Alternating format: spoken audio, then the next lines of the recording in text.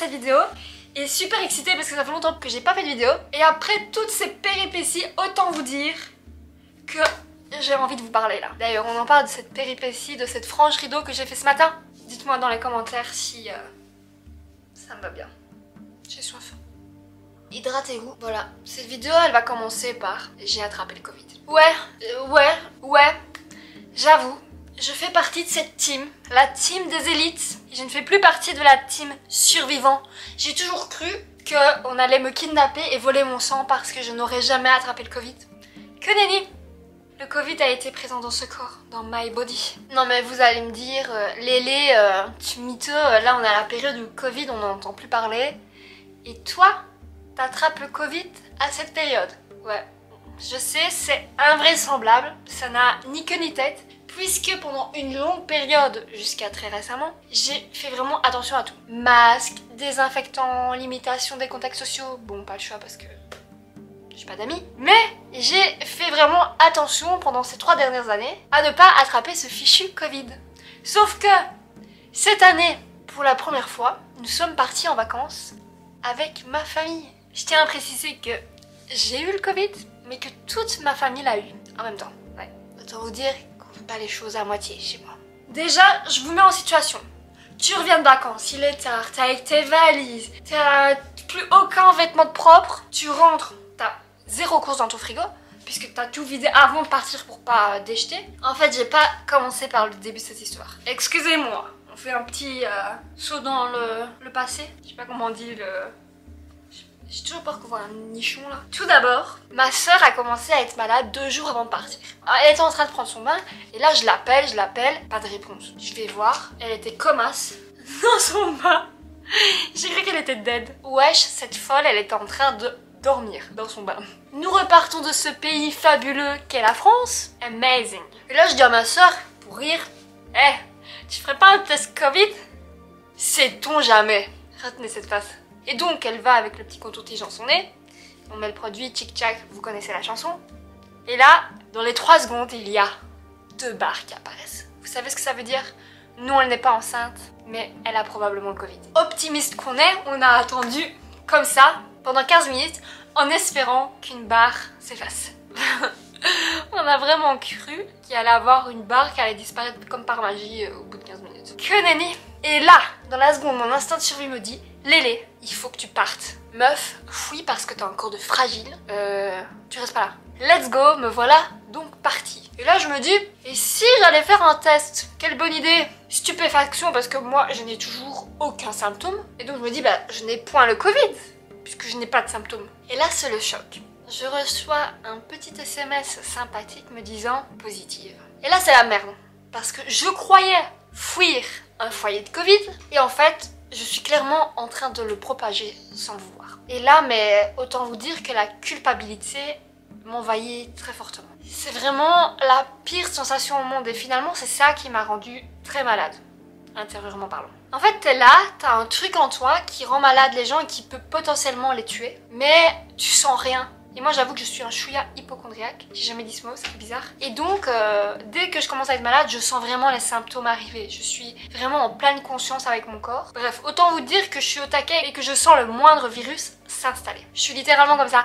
Allez mes anticorps, niquez les virus. Yeah, je crois en vous. En fait, c'est vraiment la pire sensation au monde. C'est de la culpabilité, de la peur. C'est vraiment une maladie qui sépare les gens, je trouve, puisque tu peux pas voir les gens que t'aimes parce que tu peux leur donner. C'est horrible. Et donc je suis retournée chez moi pour m'isoler et pour m'occuper de toute ma famille qui, eux, étaient malades malheureusement. Et là, j'ai vraiment senti le poids des responsabilités parce que j'ai dû faire les courses, faire à manger, m'occuper d'eux. Ça a vraiment été super dur de les voir comme ça parce qu'en fait, on a tellement peu d'informations concernant le Covid que ça fait vite très peur. Vraiment très peur. Et ce qui est aussi très flippant, c'est que quand t'as le Covid, t'es vraiment vu comme un pestiféré de la société. Et donc la seule information que tu as, c'est de rester chez toi. Mais en fait, tu fais quoi chez toi? Tu prends quel médicament? Qu'est-ce que tu peux manger pour aller mieux? Dans quelle position tu dois te mettre pour mieux respirer? C'est quoi les symptômes alarmants qui font que tu dois aller à l'hôpital? Parce que bon, t'es déjà super malade et on te laisse en solo, donc c'est à partir de quel stade qu'on se dit ok, il y a un problème, il faut Il faut des spécialistes quoi. Je trouve que ce qui nous a vraiment manqué pendant ce temps de maladie, c'est tout simplement des petits conseils pour aller mieux. Un espèce de petit guide qui s'appellerait que faire quand t'as le Covid et que personne veut voir ta tête. Parce que franchement, c'est pas rien comme maladie, c'est hyper violent. Et toi t'es là, tu vois ta famille faiblir et tu peux rien faire du tout. Alors croyez-moi que à cet instant, j'ai su que jamais je ne voudrais être infirmière. Alors là c'est sûr, j'admire ce métier, mais voilà, je peux pas.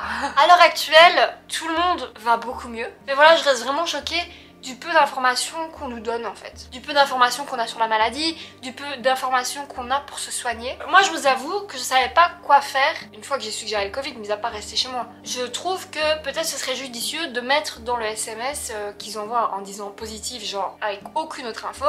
Et déjà c'est un SMS automatique, donc on pourrait imaginer de rajouter restez chez vous, buvez de la tisane et mangez des fruits, je n'en sais rien. Mais des petits conseils comme ça, parce que moi j'ai de la chance, j'ai internet, mais je me dis que la grand-mère de 70 ans qui a attrapé le Covid, qui est déjà précaire et qui sait pas ce qu'elle doit faire, ben ce serait peut-être judicieux de donner quelques pistes pour récupérer plus vite.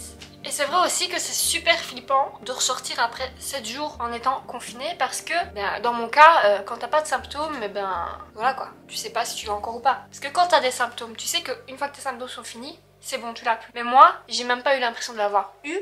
Et donc après 7 jours, j'avais un peu peur quoi. Je me dis ça se trouve c'est toujours dans mon corps, je ne le sens pas et voilà. Et j'avais clairement la trouille de m'être confinée et puis de le donner à quelqu'un. J'avoue que ça m'a un peu traumatisée cette histoire. Je me suis rendu compte que je pouvais être dangereuse pour les autres. Et c'est vraiment flippant parce que tu sais rien faire en fait. Tu es démunie. Et c'est vraiment ce qui est revenu pendant ces 7 jours, c'est vraiment ce sentiment d'impuissance. Un peu cette sensation que peu importe ce qui arrive, tu peux rien faire en fait. Ça m'a demandé beaucoup de lâcher prise. Ça m'a rendu très mal. Parce que finalement, ce petit épisode d'impuissance, de pas avoir la prise sur ce qui se passe dans ta vie, ça m'a rappelé un moment où je n'avais absolument aucune prise sur ma vie, où j'avais pas le choix, où j'étais bloquée de force par la vie, c'est-à-dire mon accident. Et là, encore une fois, après tout ça, je me suis dit mais quelle chance on a d'être libre, d'être en bonne santé. On se rend pas compte à quel point on est chanceux des petits problèmes quotidiens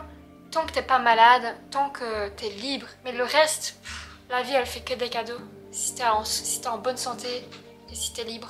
Et franchement les amis, je terminerai par ça. Je pense qu'on se doit d'être heureux. On se doit pour soi d'être heureux parce que si vous êtes en bonne santé et encore une fois que vous êtes libre, le reste c'est pas important. Si vous êtes disputé avec quelqu'un, si vous avez perdu votre job, j'ai envie de vous dire c'est super dur, franchement c'est super dur, mais je pense que ça n'arrive pas pour rien. Je pense que la vie a meilleur à vous offrir et qu'il faut, voilà, cet arrêt avec peut-être une relation toxique, avec un job qui vous plaît pas, pour que vous puissiez vous rendre compte qu'en fait quelque chose de mieux va arriver. Et cette chose, je vous jure, ça arrive. Je dis ça, mais ça me fait rire parce que je dis ça aux gens, mais moi en ce moment je sais pas trop ce que je vais faire de ma vie, mis à part les vidéos YouTube. J'aimerais beaucoup vivre de ça, mais là pour l'instant c'est un petit peu compliqué, je vous avoue. Mais je me dis que de merveilleuses choses vont m'arriver, peu importe ce que je vais faire, et voilà. Et c'est pas une façon de se rassurer, de dire ouais il m'arrive de la merde mais il va m'arriver du mieux. C'est pas un optimisme nocif, c'est vraiment vrai. Rien n'arrive par hasard. Et je pense qu'il y a deux façons de voir chaque chose dans la vie, que ce soit des expériences, des relations, un job. Et voilà, il faut juste regarder avec une autre paire de lunettes. Et voilà, je vous souhaite tout plein de courage si vous êtes malade, souffrant, si vous venez de perdre un job. Mais ne perdez pas espoir, battez-vous pour vos envies, battez-vous pour vous-même. Et voilà, je vous envoie plein d'amour et je vous fais de gros bisous. À très vite. Bye!